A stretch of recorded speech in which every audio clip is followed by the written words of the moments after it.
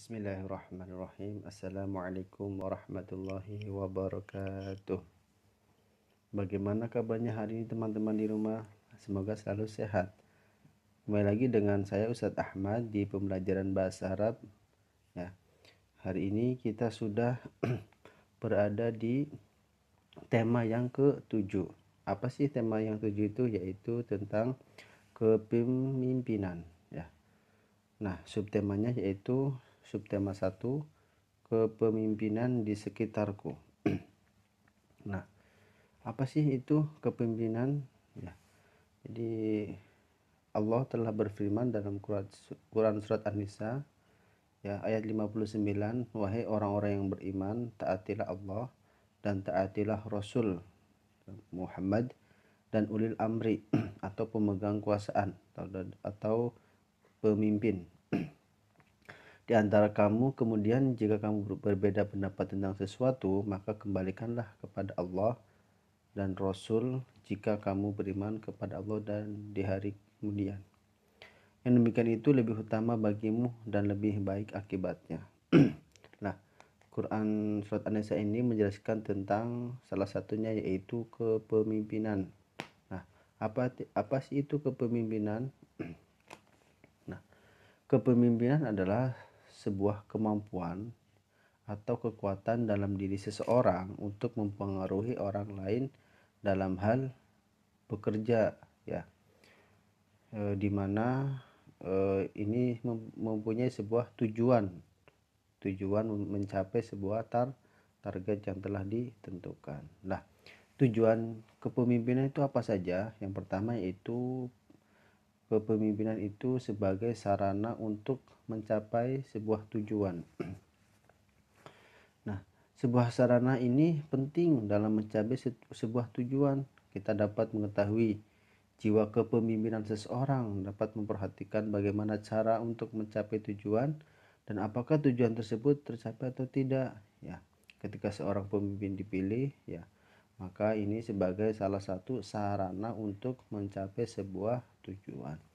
Lalu yang kedua yaitu tujuan kepemimpinan juga sebagai motivator atau memotivasi orang lain, ya. Selain tadi pemimpin sebagai sarana untuk mencapai tujuan, kepemimpinan juga sebagai motivasi atau motivator atau memotivasi orang lain dengan cara meningkatkan atau mempertahankan pada diri anggotanya, ya. Itu jadi yang kedua yaitu sebagai motivator atau memotivasi orang lain. Lalu yang ketiga yaitu sebagai fungsinya instruktif, ya. Apa itu instruktif? Yaitu sebagai komunikator atau melakukan perintah kepada anggotanya. Nah, ini juga tentunya kebijakan maupun keputusannya artinya lebih kepada hal yang positif, ya. Pemimpin juga berfungsi untuk memberi perintah dan yang dipimpin berfungsi untuk menjalankan atau melaksanakan perintah pemimpin. Sudah sewajarnya atau seharusnya ketika pemimpin memerintah kepada anggotanya, maka tugasnya atau melaksanakan atau melakukan perintah tersebut, tentunya dalam hal yang positif. Nah,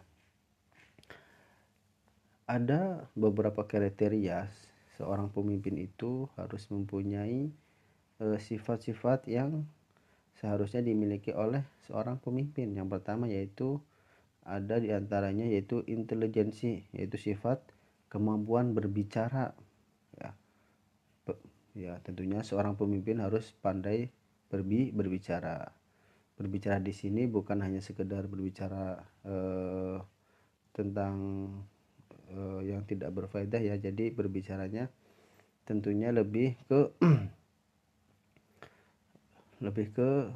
berbicara tentang lebih ke tujuan, ya, tujuan maupun gaya bahasanya lebih tertata. Lalu yang kedua yaitu sifat seorang pemimpin yaitu mempunyai sifat kepercayaan diri, ya. Ya, jadi sifat ini berupa keyakinan atau kompetensi keahlian yang dimiliki. Jadi harus percaya diri bahwa seorang pemimpin itu mempunyai kompetensi atau kemampuan. Lalu yang ketiga atau selanjutnya yaitu determinasi, yaitu kemampuan untuk menyelesaikan pekerjaan yang meliputi ciri sebagai berinisiatif, kegigihan, mempengaruhi, ya. Jadi mengarahkan anggotanya melakukan perintah demi tujuan organisasi.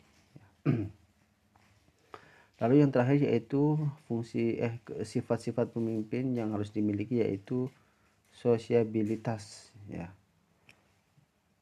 Meskipun seorang pemimpin itu harus bersikap tegas, wibawa, ya.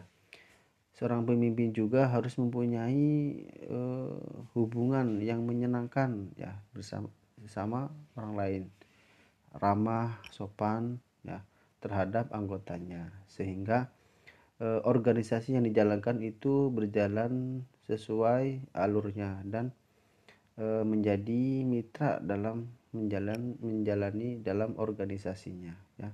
Jadi hubungannya menjadi harmonis. Itulah beberapa sifat yang harus dimiliki oleh seorang pemimpin.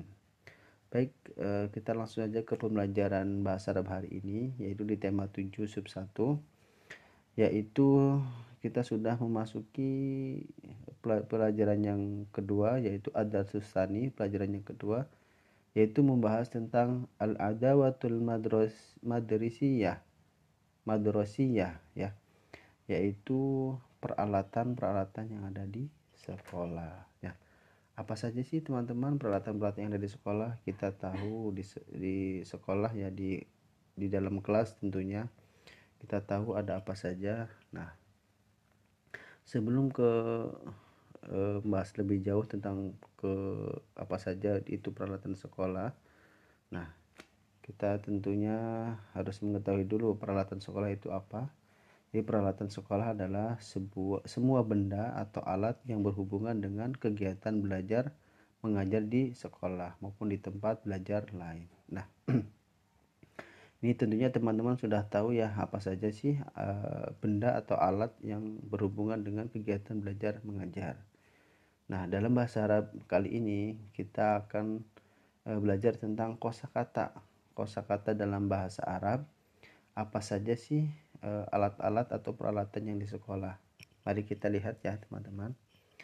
Yang pertama, ya, kita tentunya sudah tahu yaitu maktabun, ya, artinya meja. Ya, tentu di sekolah ada meja, ya, teman-teman. Lalu yang kedua kitabun, artinya buku. Teman-teman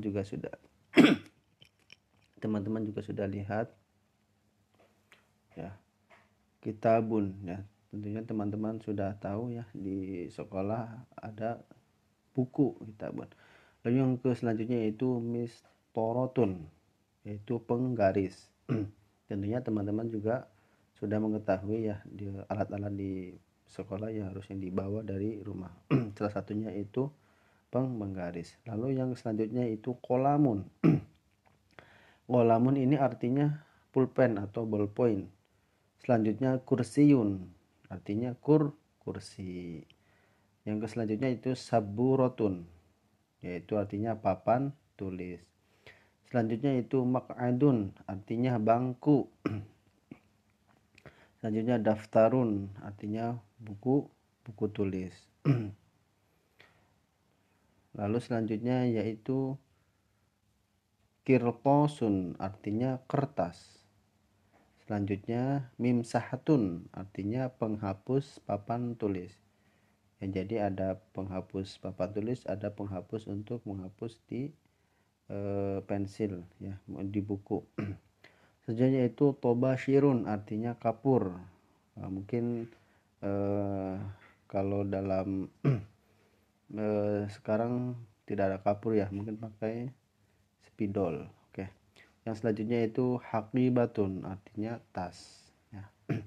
Itulah beberapa kosakata yang terdapat di dalam ruangan sekolah atau di sekolah. yang jadi ada dari maktabun sampai hakibatun sampai tas. Itulah beberapa contoh ya, beberapa contoh kosakata dalam bahasa Arab tentang peralatan-peralatan yang ada di sekolah.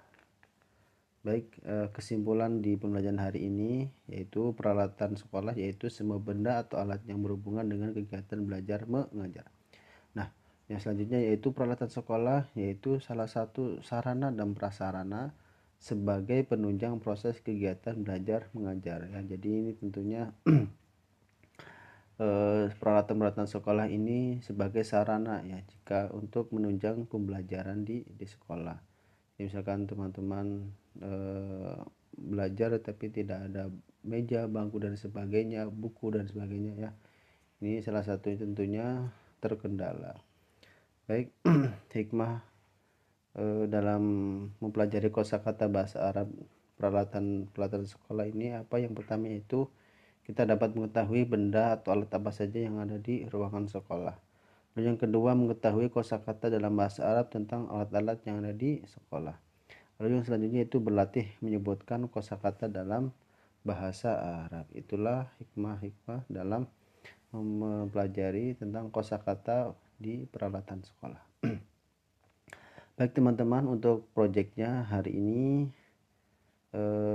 silakan di situ sudah ada perintahnya ya teman-teman, lihat di situ di kolom alif dan ba ya.